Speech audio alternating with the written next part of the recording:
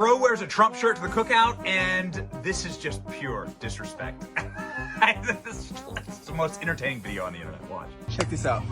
I'm about to go in here with this Trump shirt on. Every Sunday, as you can see, we have a family dinner. Everybody's here.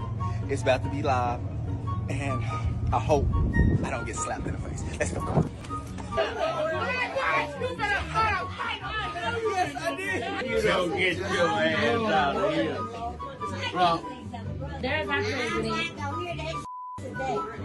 I feel sorry for any African American that go for Trump. He's very hateful and racist. Y'all ain't never backing us up. But y'all never black us up, girl. I don't need no white girlfriend, but I go for Trump.